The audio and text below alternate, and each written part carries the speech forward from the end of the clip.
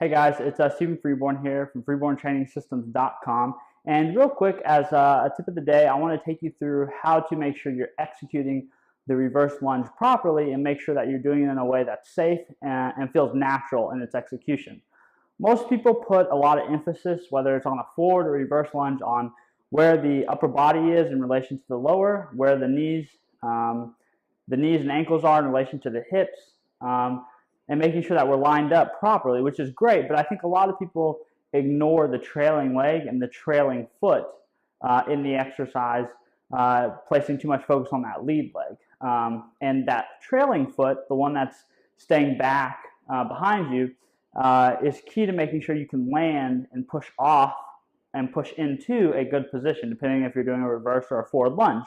What I tend to see people do a lot when they're performing a lunge is, if they're doing reverse lunges, they step back. They tend to land with this kind of foot and toe out position where their knee is almost pointing away from their body. And then from that position, they like to kind of spin off their big toe and twist their knee to the ground. So they're in this really awkward position where basically their big toe is the only thing touching the ground on their back foot. And they've kind of twisted themselves into this tibial external rotation position with all this torque on the knee. And they can't really get the hip into that nice internal rotation, that kind of optimal, most stable position for the hip. And then they go to generate force off this back leg to assist them to return to standing, which puts all kinds of undue stress on the toe, the foot, the knee, and just causes a whole host of issues, not only making it feel very unnatural, very uncomfortable, and more difficult than what it should feel like. The same can be said when they're doing a forward lunge.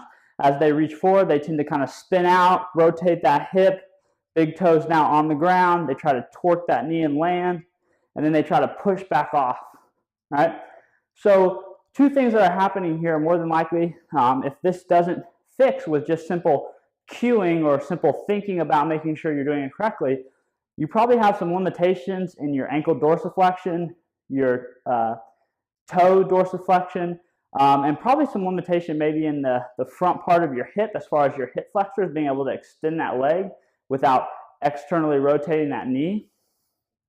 And likely maybe some limitations in hip internal rotation, which are things that can be solved with mobility exercises, stability exercises, depending on what your need is.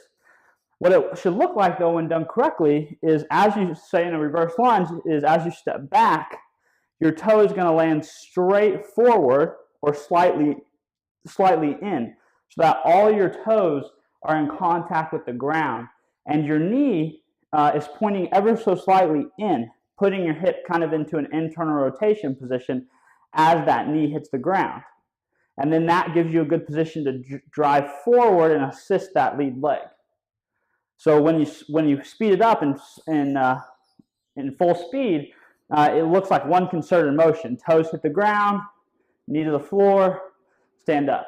You get all toes in contact with that ground, just as if you were running or walking. Same thing with a forward lunge. So as you step forward, all toes remain in contact with that ground. Knees in a little bit of, or hips in a little bit of internal rotation.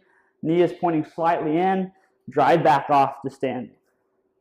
Like I said, if you have trouble doing it with that kind of form, then likely your limitations are in your ankles, your toes, or your hip, usually on the front side being the biggest culprit, because if you have a tight hip flexor, as you try to extend that leg, you'll want to rotate out. Same thing with your ankle dorsiflexion. If you have a hard time allowing that knee to go forward over those toes, you're going to alleviate that lack of mobility by kind of with pronating that foot and going onto that big toe, which is going to cause issues in the long run. So I hope this tip helps you. I hope it makes the reverse lunge more comfortable, makes you be able to perform it with greater ease, less risk of injury. If you have any questions about it, want me to talk about it further, please let me know. Until then, I hope you guys are having a great day. Have a great rest of your week, and I'll talk to you guys later. Bye.